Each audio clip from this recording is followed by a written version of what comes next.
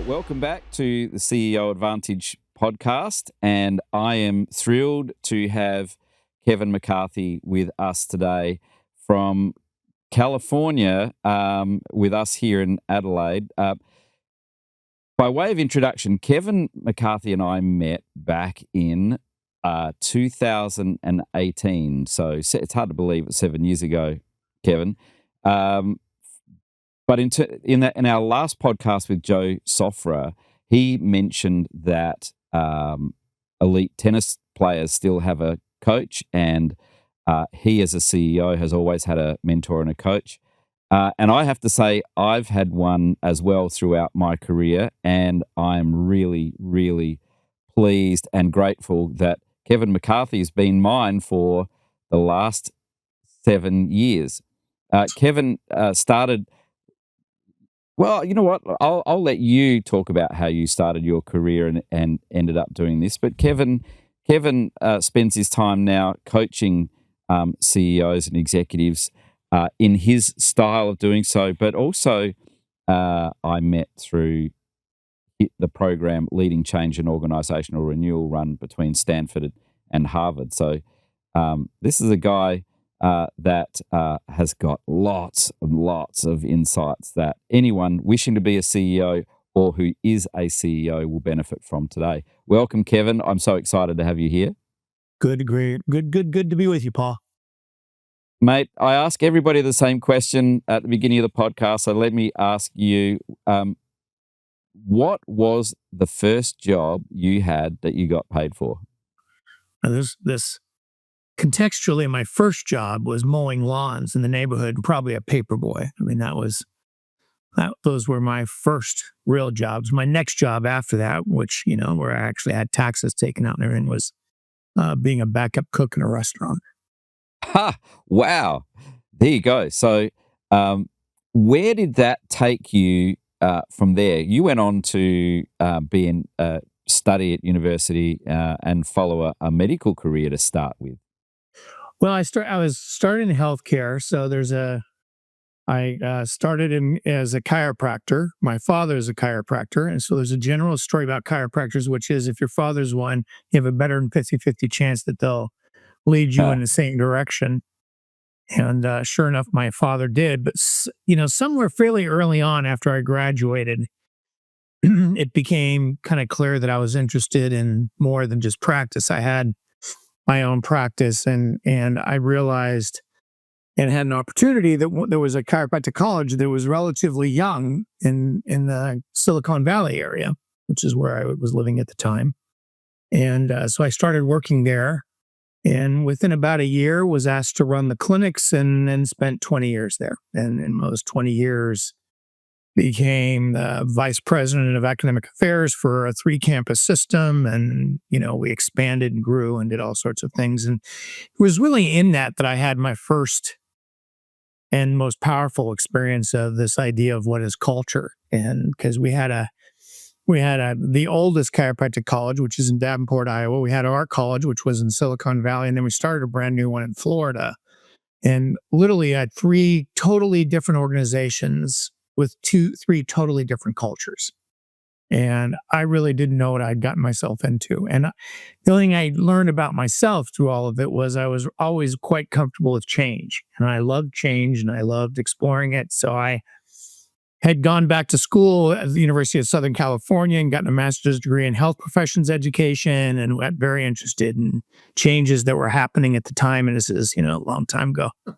And there were huge changes going on in how doctors were being educated. And I was trying to bring a lot of that into the chiropractic profession. So that was where I sort of first got into it. It's interesting too, is that the number of leaders that we've spoken to and the number of conversations you and I have had around that old phrase of culture eats strategy for breakfast, but how many times it is humans and the way that humans behave and think and feel about their work that will dictate whether a great group of humans with a great culture will make a lousy strategy work, and a really great plan, but that's not got people connected to it, or or brought people along can fail.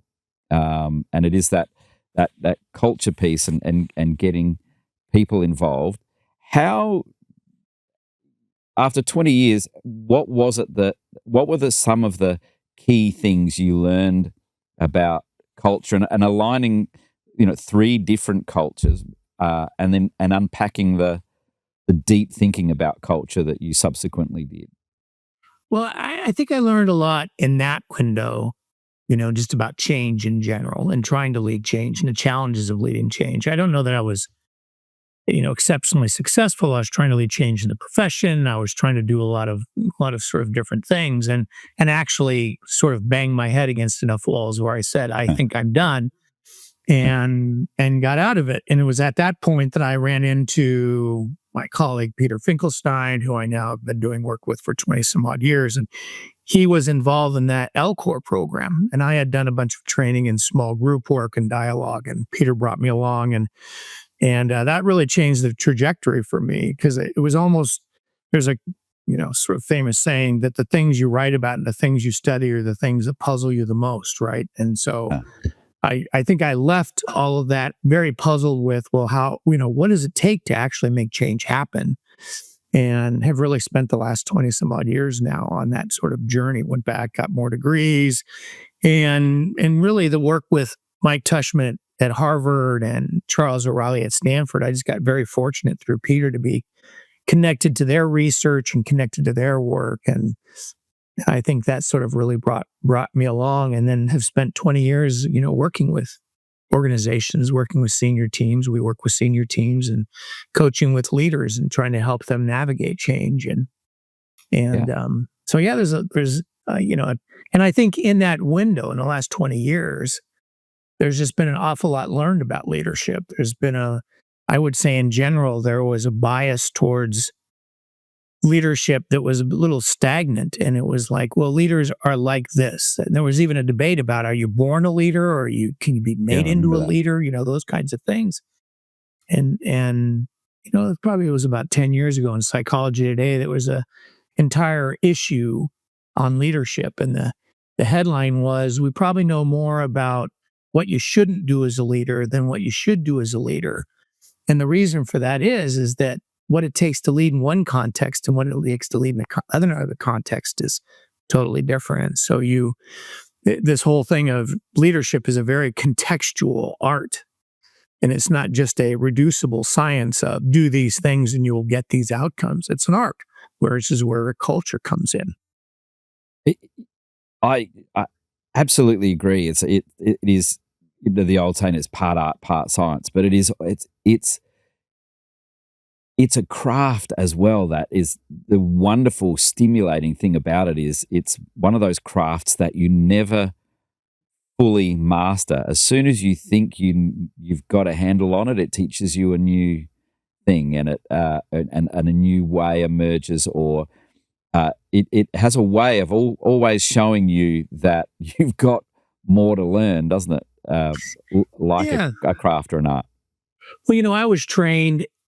I worked with engineers, and I was trained as a doctor, and I went through programs on how to train doctors. And there's an awful lot of your learning when you go through school that's based on what you would call, how to deal with objective realities. How do you take these things that exist and break them down to parts? And if they're not working right, do things with them. But organizations are what we call social constructions.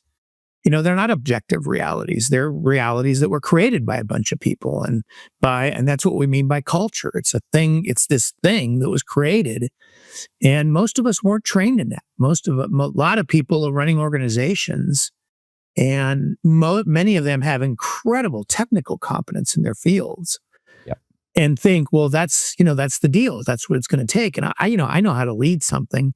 And then they run into this very subjective world called leadership, and they're very stunned by culture and by people's behaviors and by the fact that people read each other wrong. And I told them this. Why didn't they understand? Those kinds of things. That's the art side of it.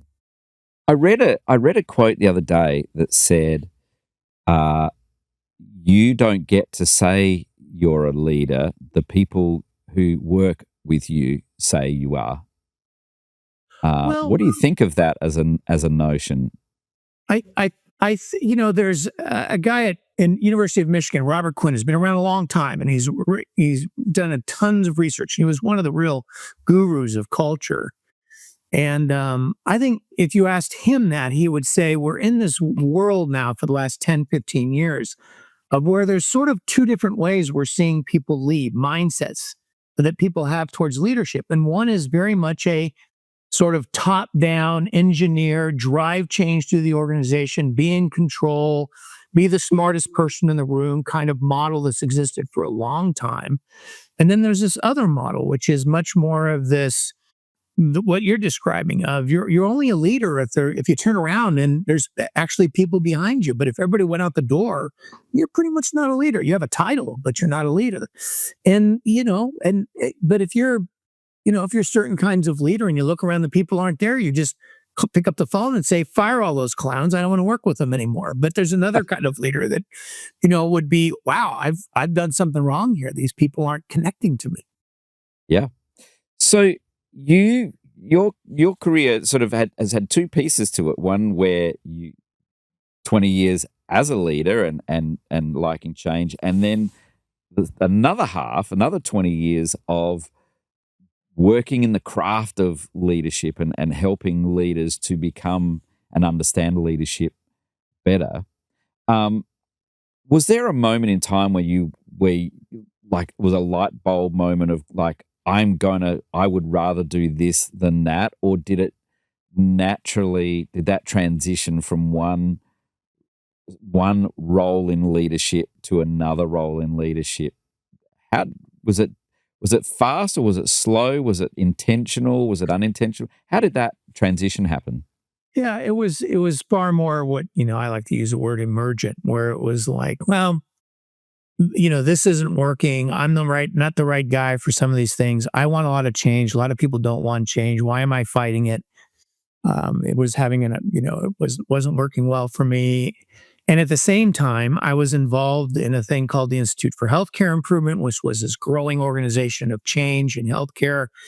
And I just thought, I'm really interested in change. So I think that was the thing that really hit me was first I came to grips with the thing I was in wasn't going to change. And that just wasn't going to satisfy me. I'm not going to be very satisfied. And I run into this a lot with leaders where I have to ask them, are you in the right space for who you are, for what you're trying to do?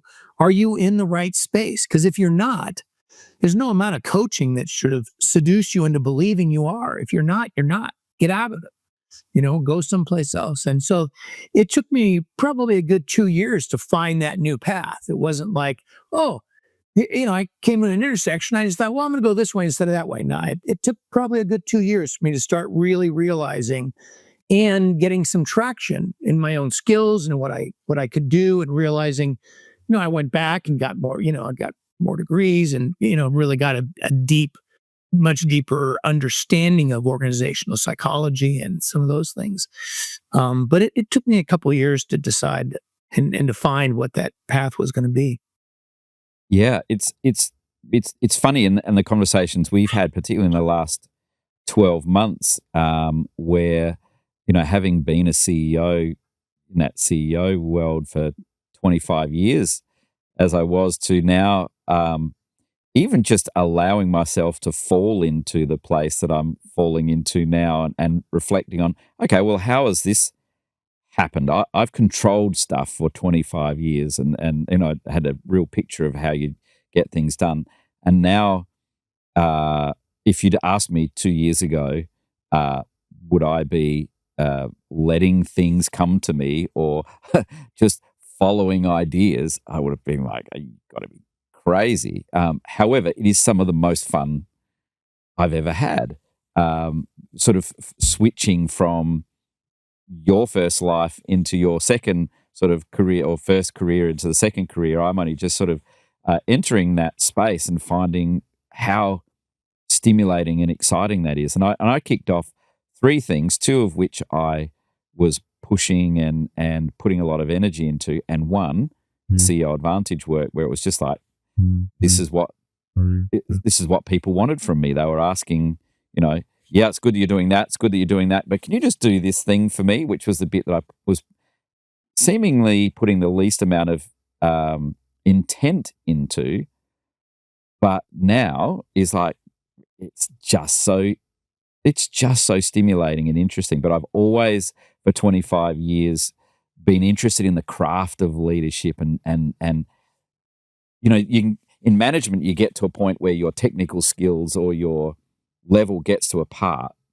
and then I think what the separation starts to happen with those who are really curious about, oh gosh, this is about as good as I can get better more technically, but I'm not going to get more done.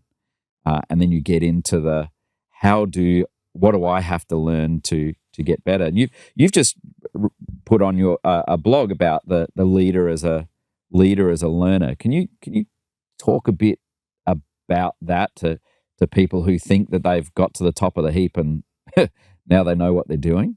Yeah, I think there was a time, when I started out, people would ask you, what are you going to be when you grow up? And Yeah. there was this real clear sense of, the Covey-ish kind of comment of start with the end in mind. What are you going to be? You went to your high school counselor and they said, well, what do you want to be? It's like, well, I guess I'm going to be this. So I'm going to set the path. And, we live in a far more dynamic world. And maybe things were stable enough 40, 50 years ago that that was the right way to do it, was to sort of plan. I'm going to have this organization. I'm going to put it there. But really what we've seen dynamically over the last 30 years is that with technology and everything else, things are moving pretty fast.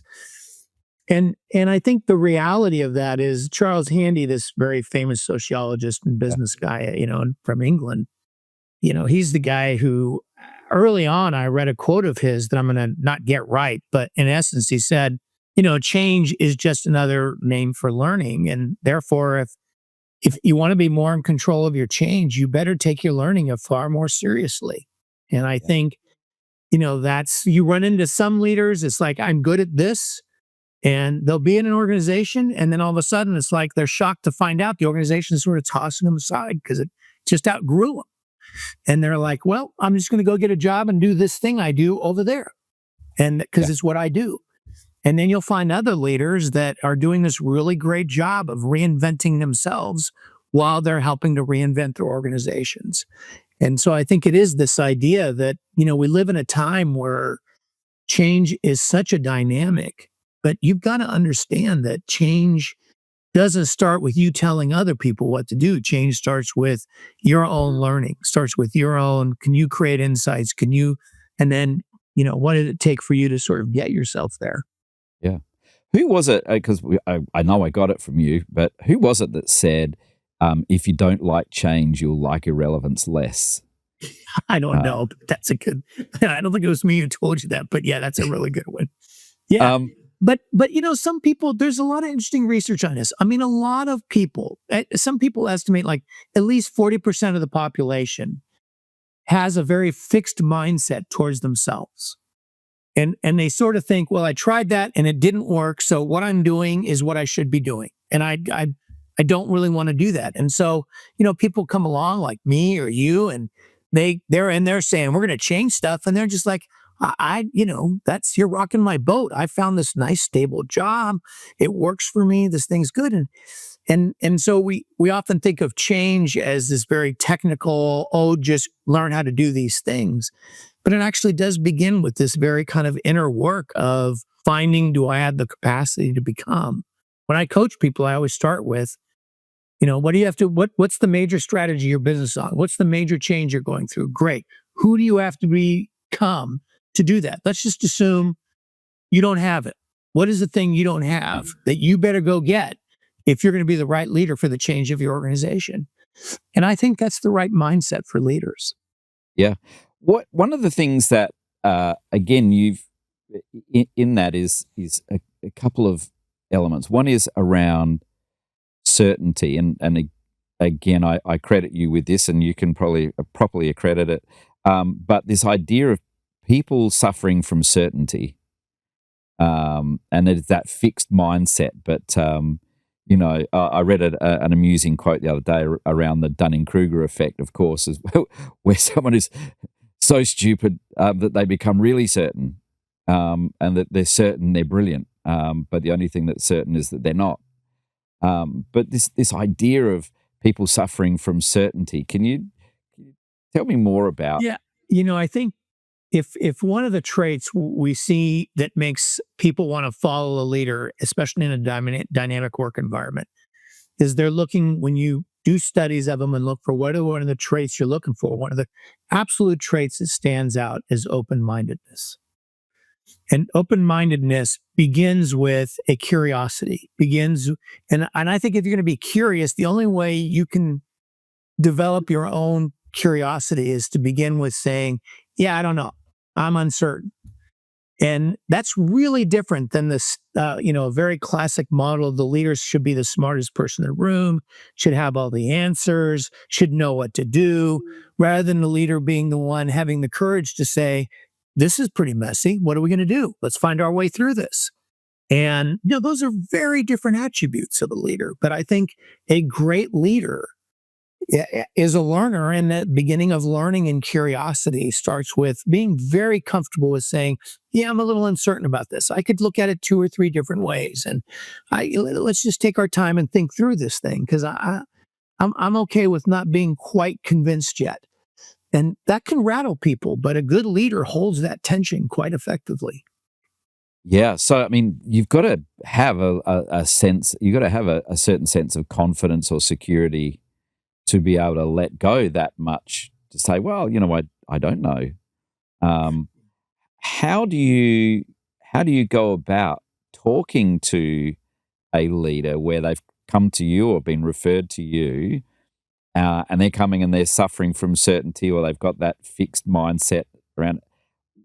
How do you even get a conversation started with somebody who has got a fixed mindset? Can you even get through if someone's got a fixed mindset? Therefore, there's, what is it? There's none so blind as he who won't see. Well, Can you for get me, them moving? yeah, it's a great question. I always say there's a scale. And on one side of the scale is being dogmatic, and on the other side of the scale is being a cynic. Yep. And those two people probably don't have much in the way of open-mindedness. They're pretty convinced that they don't trust people. Those are the cynics. They're just like, oh, I don't care what you say. I just don't, I don't trust you. And the dogmatics are like, look, this is what I believe, and you'll never change my mind. And that's the first thing in coaching is you just sort of like, wow, if you're on either end of those, you just confront them with it and say, you're stuck where you're at. And either you have to make the choice of it's valuable enough for me to get out of that position, or, that's just who you are. And that you're going to have to, if you're in a job where people really treasure that and they want you to be dogmatic, you'll stay around for a while. But if you're in a job where the people want a leader that's not dogmatic, you're in trouble. Because you're going to look behind you, and everybody else is going to be out the back door going, yeah, and this isn't the right place for me. Mm. So How do you, I think you start with that. Second thing is you go with is you do a lot of, a lot of it comes down, if you read that article, is you got to slow people down. People are just going too fast. And so to think deeply is a slow thing.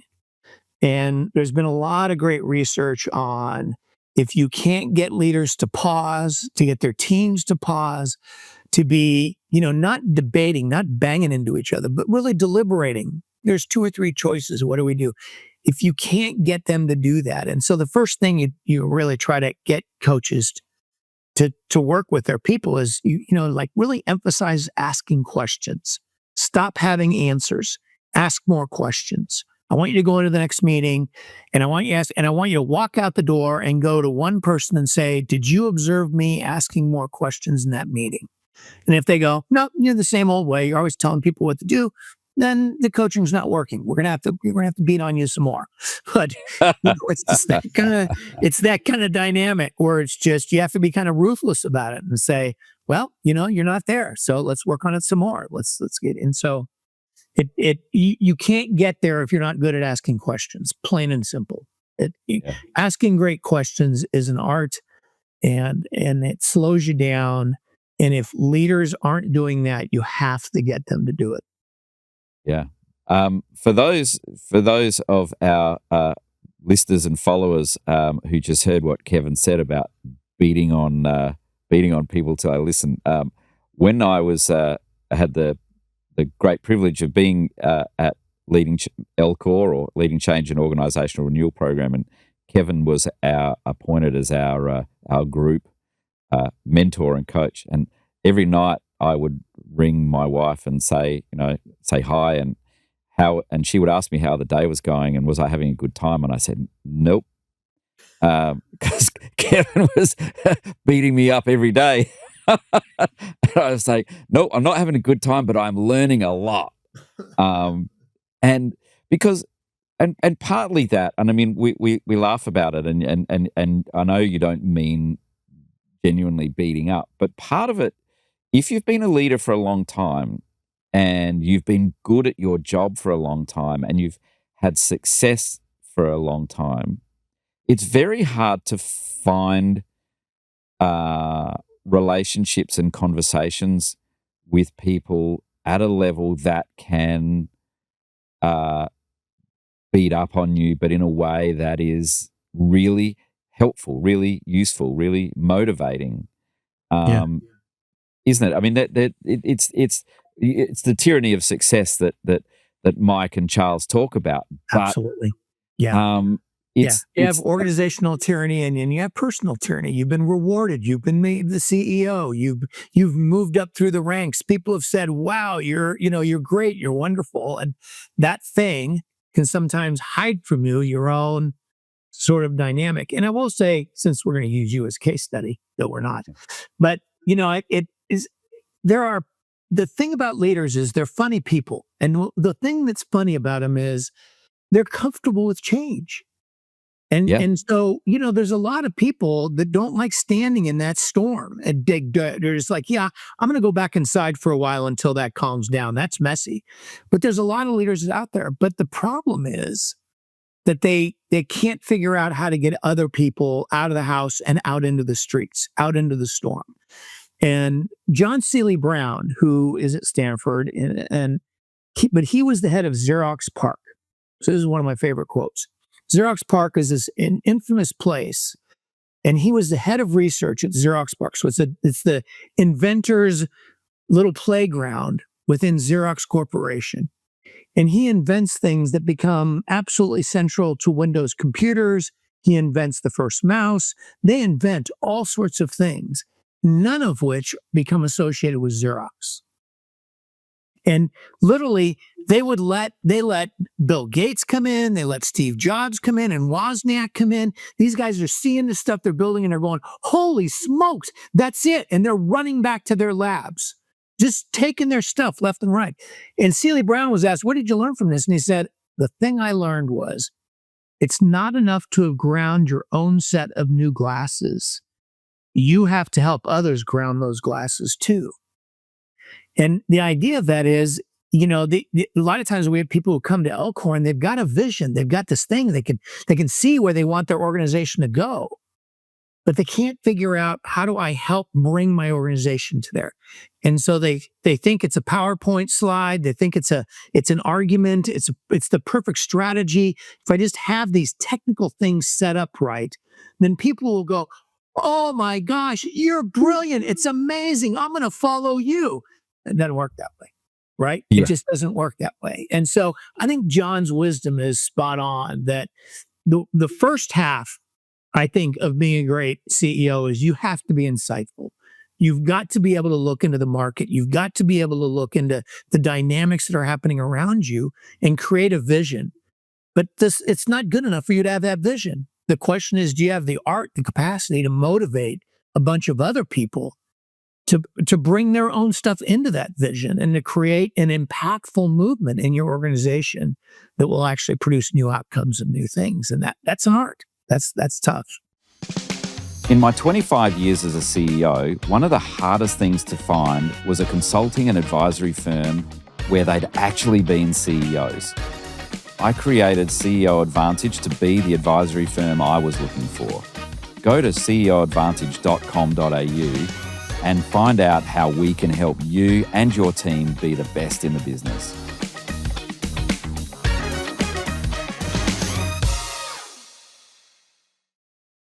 Yeah. One of the things that if somebody asked me what was there were lots of powerful things I took away from Elcor and the experience of working with you. But one of the things that when I say it, they may not understand it, but you will because you're the one who said it. But you kept saying to me, push your chair back away from. I had my team there and I loved my team and we'd been a successful team. And for our viewers and listeners, our team had landed there because we'd been so successful that none of us had run anything this successful before. So we were afraid of we went to the chairman and said, hey, you should fire all of us because we've grown the organization to a size where none of us have run anything this big. And when the chairman sort of said, well, who else would I get? It's like, well, either that or we could train us. But one of the things that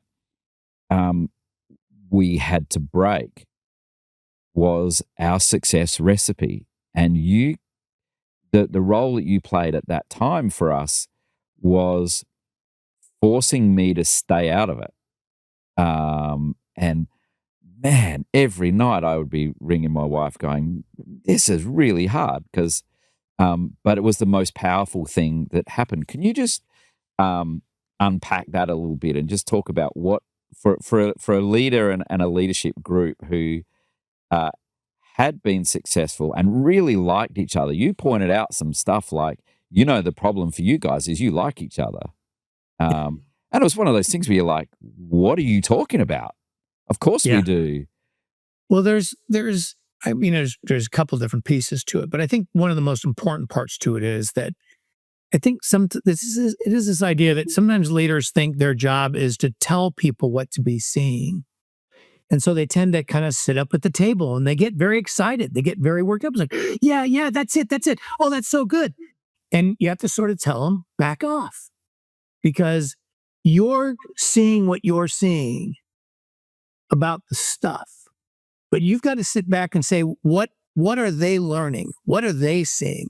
It's a little bit like the old thing of, the Hewlett-Packard management by walking around. Yeah. If the leader's job is to build a container. We call this word container. Bill Isaacs taught me this. Bill's at MIT and wrote this great book about dialogue and the art of thinking together. It's a wonderful book. And I learned a tremendous amount from Bill. And it was one of those pivot books back when I was leaving chiropractic and moving into leadership. But the point Bill had was leader's job is to create the space where the deliberations are happening. And if the leader is excited, they unintentionally can sort of squash the conversation. And so they've got to back up and they have to stop paying attention to the content of the conversation. And they have to really pay attention to the quality. And are people being overly polite? Are they sort of just wanting to make each other comfortable and saying nice things rather than saying, wait a minute, you don't agree with each other. Why are you acting like you're agreeing when you aren't? Is it just because Kevin's here and so you don't want him to know you don't agree? Because I don't think you actually agree with each other. And to do that is it's the idea that the leader should be standing on the balcony watching over the conversation and saying, is it safe? Are people really saying what they need to say? What am I learning about my team? What are we learning together? And way too often leaders are so convinced of the content that they're missing all of that. And the way I catch leaders in it, I always ask them, the night before a big meeting, did you spend the whole night prepping a PowerPoint slide and the arguments you were going to make? Or did you prepare yourself for what kinds of discussions? Where will the tensions be? And how are you going to deal with those to ensure that it's safe? And every time a leader will, be honest, I spent the night preparing for the arguments. And I think we were all trained that way, Yeah. So how do you create, it's a great concept. How do you create a safe environment?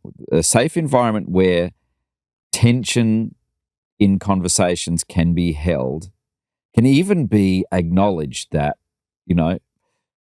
within what you just said there, why are you behaving like you agree when you don't agree? It's like, okay, well, how does a leader first recognize that that's happening and then acknowledge that it's happening and then do something about it? Do something different with a group of people that maybe have been together for a while. So this is our cadence, this is our rhythm. Yeah. And now you want us to talk to each other differently, or maybe even start saying I don't agree with you when we're not used to handling tension. How do you go about doing that? Yeah. That's a great question. I mean, there are different models we try to teach, but one of the easiest things I think a leader can do is one, pay attention to themselves. And so I always ask the leader, are you the one always having the ideas? Are you the one always making the final decision? Are you the one always, is everybody always looking to you? Because if that's the way you want it, then that's the way it's going to be. But if you want to change the dynamic, then you have to stop doing that. You have to say, I'll do that for these kinds of choices because I'm the CEO and I'm responsible to the board and there are things I should be making choices on. But there are other ones in which I'm not doing it. And if we have to sit here for 5 minutes and dead quiet, I'll be fine with that. So one is to get them to be aware of how they're participating because way too often I think people want everybody else to change. And if you want to change something, change yourself, change how you're being in it. And it's funny. The whole thing changes if the CEO shifts and it'll blow away. When I first did this with Bill Isaacs, we had a guy in our group who worked at the World Bank, and we're learning the stuff about how to do dialogues and how to hold groups differently. Like the third time we were together, he tells us the story. He said, I'm in my limo in New York. I'm getting driven to the airport, and my assistant calls me up and says, "Are you dying?" And he's, "What the heck are you talking about?" And said, "No, you're acting so strange. You're scaring the crap out of everybody. Everybody who works for you said he's being way too nice. He's really changing the way he's behaving. He must be dying. What's wrong with him? Is he going to a doctor right now? Is he in therapy for something? What's going on?" Like, he's so freaked people out. So Yeah. if you want to change dynamics, first change yourself would be number one. The second most pragmatic thing to do that I try to get people to do is, when you can tell a conversation's stuck, is stop the conversation and just say, "Hey, what's going on right now? What's happening? Why is everybody raising their voice? Why are three people in this room haven't said a word yet? What's going on?" And that builds trust. People start going, "Oh, the CEO's paying attention to the dynamics." And end the meeting not with, "Okay, who's doing what?" That's great. But also end the meeting with, "Was this a good quality meeting? Did it meet your needs? Did it meet our needs as a team? And if it didn't, what could we do next time that would make us better?" And just one word. Everybody give me one word. Great, helpful. And that tells people the CEO is being a steward of the conversation, not just of the decisions. And once the CEO sends that message of the quality of our talk matters as much to me as the quality of our decisions, because I see they're interdependent. When the CEO starts behaving that way, it changes the culture, changes behaviors. Yeah, yeah, and it leads to the part when we talk about leading change and organizational renewal, and we touched on change. But sometimes when the leader does change their behavior and they do change the dynamic, they do change the conversation, it can sometimes lead to the OR part of LCORE, which is the organizational renewal part. So it's all really everybody's talking about change at the moment and how you lead change and do change and da da da. Da. And that's great. But when change then leads to organizational renewal, what I've been seeing is watch people run away from, like, start shutting that stuff down, because now we're talking about power. We're talking about how my power sits in or that my power might not even sit in the organization, that I might need to start moving people out, or I might get moved out. So I better shut this thing down. The organizational renewal piece, it seems to be the bit that everyone's too polite to talk about in this change narrative. Is that what you're seeing as well? Well, I think it's great to use the word power because stuck power dynamics are, they're brutal. They're just brutal. So when you have a culture in which the power dynamics don't allow for renewal because the power dynamics are so fusing the roles, the behaviors in place, you're in trouble. And, sometimes the CEO is the source of that and the board better deal with it. But sometimes the CEO changes and then realizes in this room, I've probably got 4 people that can do it and 1 or 2 that I'm not sure. I'm not sure they're going to be able to do this next thing. They're so comfortable in what they've been that I think they're going to resist the heck out of it. And that's that relational, I think, side of the dynamic is to, care for people and to have the conversations with them, but to also be very, very clear. Look, we're going in this direction. And you may have the technical competence, but your behavior is not consistent with the renewal of the organization culturally.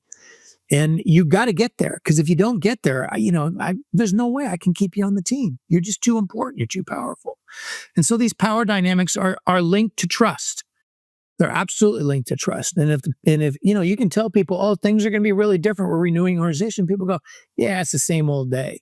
So this great Google survey that gets done has been done now for I don't know how many decades, in which most people report, like 40% of people, and it goes all the way up to 60% sometimes, will report that they have 2 jobs.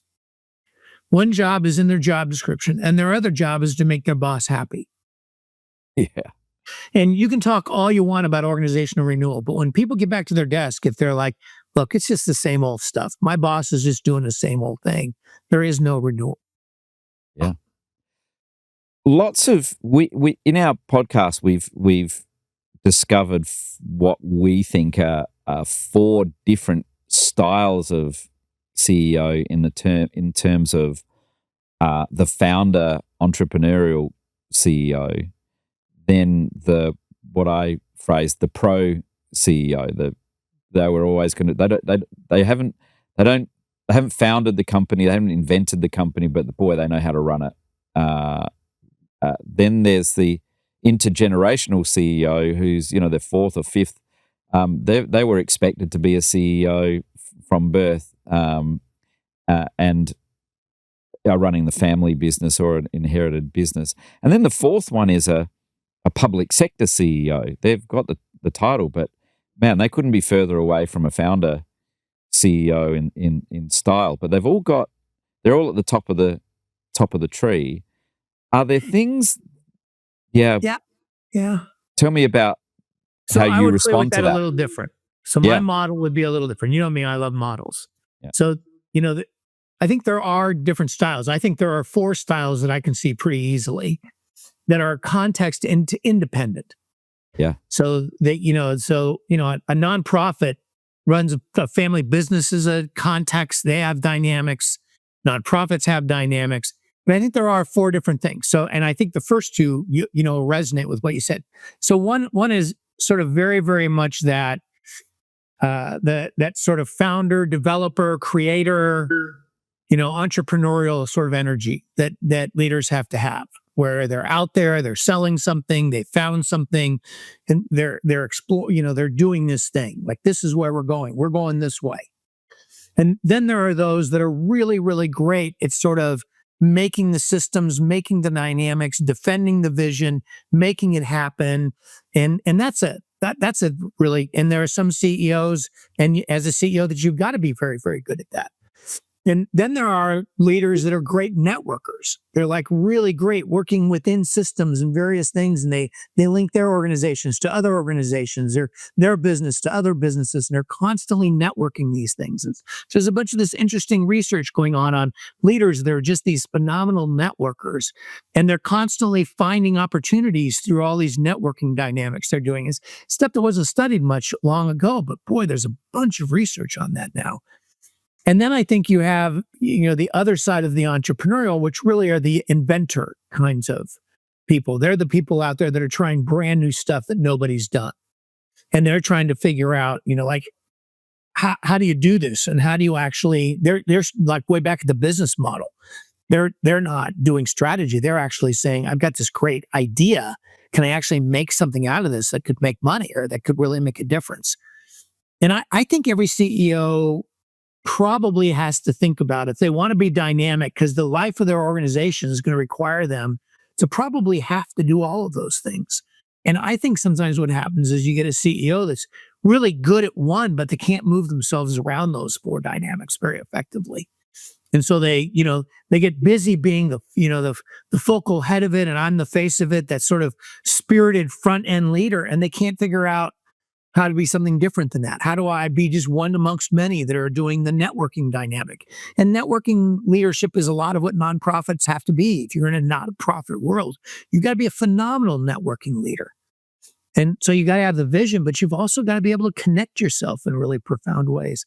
So I that's a little bit of the model I like to use but I do think there are these different kind of dynamics, and certainly the context of being a political leader versus a nonprofit leader versus a cutting edge leader in technology where there's massive innovation versus like a leader in education or healthcare where, well, I can't say healthcare now, it's changed a lot, but certainly in education where change is a much slower pace. And those contexts are really different. And you can't just pick somebody up out of one context and say, do the same thing over here because you've been really successful there. It's like, well, are they aware that these are radically different contexts? And I'm going to have to show up very different to be effective in this context.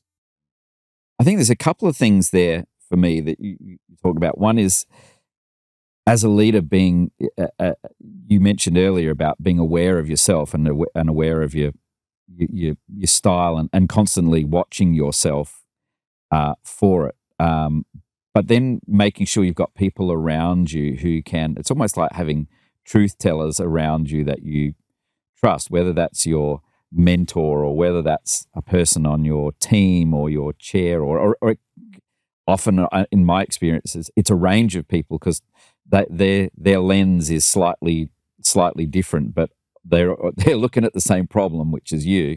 And those lenses are really informative. But gosh, there are days when that's really hard to take. Or even hard to accept. I know an example that comes to mind when it became present for me when you were talking just then is we had, I won't use his name, but I had a long-standing CFO who I just love working with him, and but he would regularly come in like once a year and go, "Man, we got to stop inventing new things. We got to stop changing for a while." And I'd go, "Yeah, so that's not going to happen. But what do you need?" And he'd say, "We need a break. Like we can't just keep plowing on like this. We're all tired and we're under resourced." And it's like, yeah.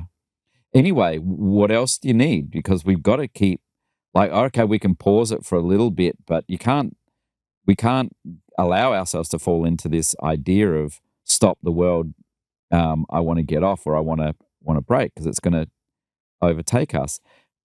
But that was when he said that, it was such a powerful barometer of what was going on in the organization as well. And my terrible weakness was not noticing that nobody had eaten lunch because I was on a roll, man. Like let's just go. And then people would say, "Do you mind if we eat?"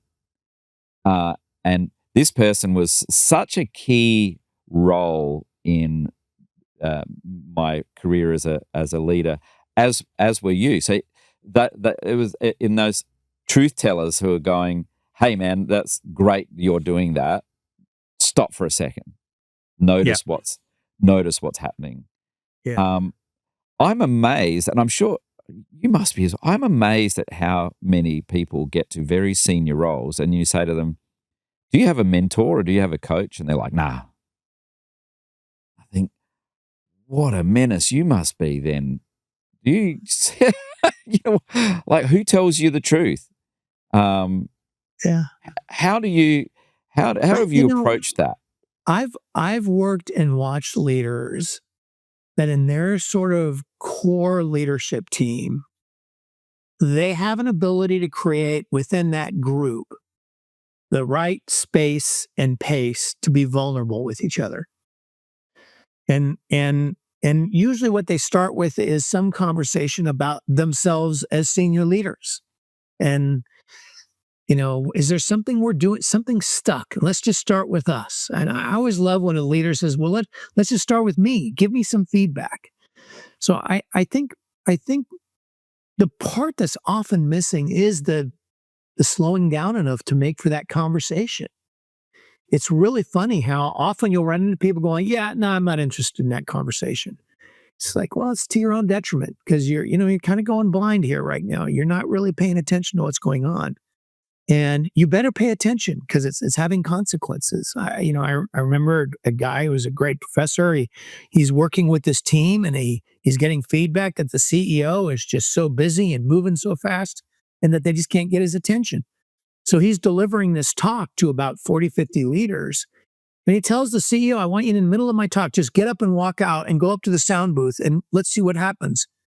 He walks out and he looks at the crowd and people are grunting and complaining. And he goes, what's going on? And he goes, this is the problem. This guy won't hold still. We can't get his attention. So he wants all of us to sit down and be here with you and learn. But he's now off doing something else.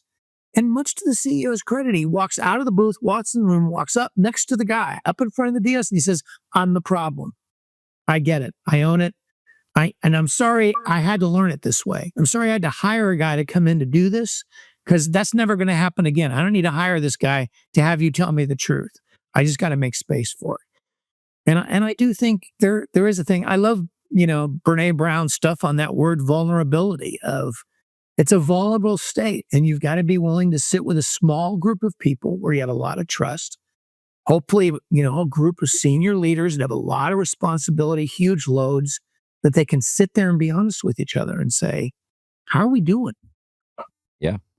How does a leader manage this balancing act of what the world expects of them and how the world expects them to be, with often they have a vantage point around where the organization is or where an industry is heading, or competitors just done a thing. Sometimes they're the only person that can see it, just because their vantage point is just a little higher than, as you said, the balcony might be a couple of floors above everyone else, so they've got a unique vantage point. But there's an expectation of that the world has around where they'll go and how they'll behave. What advice do you give leaders who, they've seen this thing, but the world will be surprised if they go there? Well, this is really, I think, a core insight of Mike and Charles and this whole thing of ambidexterity, that sometimes leaders make the mistake of trying to make the whole organization different. And they're sort of not catching that's not going to work. Like, you're making your money out of this, and that you better go explore this. And so this idea of how do you explore things without destroying your core business is a critical piece of their research of when you look at companies that do this well, when they can both explore and exploit at the same time.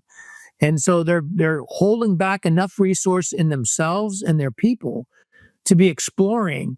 And they may be in one meeting that's all about exploring the future, and they sit with their boards and they have these conversations. And then they have a whole nother agenda of how do we quality improve and make this thing different so that we get better margins or are making more profits or are more sustainable or having better impacts with the core business. And I think, you have to find a way to say, these are two things I'm trying to accomplish. I'm trying to drive this. I'm not so stupid that I'm going to kill my core business, but I'm also not so stupid to believe that thing is going to sustain me when all this change is happening. I'm responsible to make these two things happen. And I have to be ambidextrous, and I have to find a way to talk about the new and the possible while at the same time. My favorite quote on that is Steve Jobs stands on a stage. He builds the iPod. He's making tons of money off of this thing. And he stands on a stage at one of his famous deliveries and said, my job is to make this thing obsolete. Yeah. And so he's sending a clear message. I'm not content. But he, goes back to the office and said, we got to make this thing better. We had to have better contract. He's building that business because it's his cash cow. But at the same time, he's realizing that's not the best thing we're ever going to make. We've got to get beyond that. Yeah. So one of the things that you just touched on then is, and it's Charles and Mike have in their book as well, this idea of a leader being consistently inconsistent, being, really being comfortable with being consistently inconsistent in a world where it's like, wait, no, we need you to be certain and we need you to be consistent. And you get managers or groups of people saying, oh, well, you got to treat everyone the same, or, you've got equity, inclusion, and all these things, which means you've got to be the same. And it's like, actually, it's the opposite of that. It's this embracing this idea of being consistently inconsistent. And you just touched on it then around having two agendas, an agenda that is BAU agenda and another agenda in the same day, possibly even with the same people, that says, okay, now our agenda is about exploring and change. And you've got to be ready to have two agendas. In my experience, trying to have that conversation in the same meeting is possibly a bit too much sometimes. But yep, that's right. This idea of being, I think there's a real art to this ability to say, how do we make this business better at the same time explore something that could eventually be very disruptive to this? And, they've done so much research around this, that the inability to be consistently inconsistent in that sense of, to say, my job's not to be the greatest defender of my core business. That's only part of my job. I have to consistently be inconsistent in trying to find a way to disrupt it, in trying to find a way because somebody's going to do it, and it better be me, because somebody's going to do something to compete with me, and it just as well better be me. What advice do you give to a CEO that you're working with who is sees that, is doing that, and then has a chair or a board where you're like, where the inertia is coming from the board, where they've got the tyranny of success happening, and the tyranny is above the CE. What advice do you give them? Well, to me, boards, are these profoundly relationship-driven things, and I think way too often people treat them like they're information. And you put really smart people on boards and everything else, but at the end of the day, you as a CEO have to spend a lot of time. And you have to build the quality of the relationship so that they can very quickly pick up on the signals you're sending and what you're saying. And they're not going to pick up on that unless they've had time with you, unless they've had time to understand your thinking, understand what you're trying to do. They can support that. But if all you're sending them is reports and doing things, and you got your people talking at them and everything else, don't be surprised if you get sideways with your own board, because you don't have the right relationship with them. And you better have it with at least, the executive committee or this cadre that's really like, no, we've got the right CEO. I get what we're doing here. And because they don't have, this isn't their full-time job. And because it's not their full-time job, your most important thing isn't giving them a bunch of information. It's connecting to them in a deep way.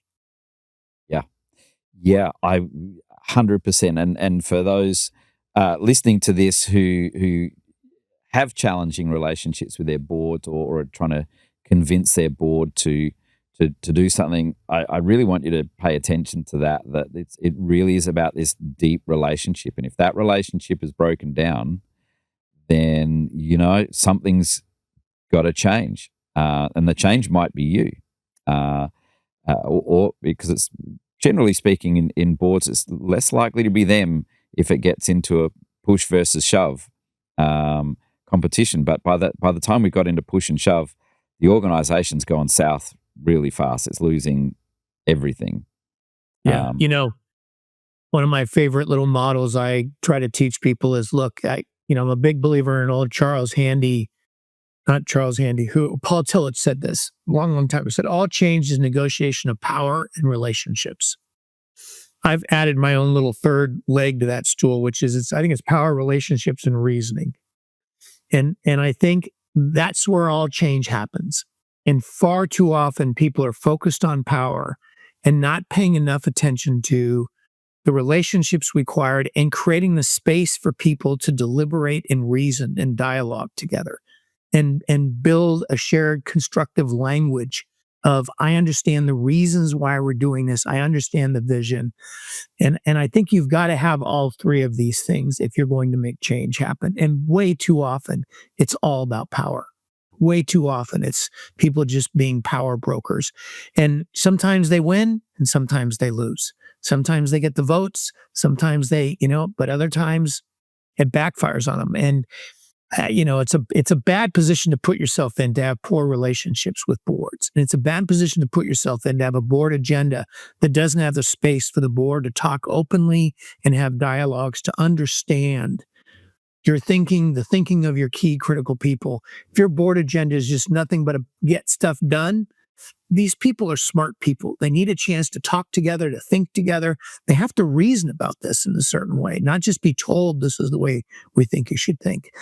And I constantly am teaching CEOs, if you're not making the time for these two legs of the stool, all you're doing is playing a power game. Don't be surprised that you can't get something on this. It's going to buckle.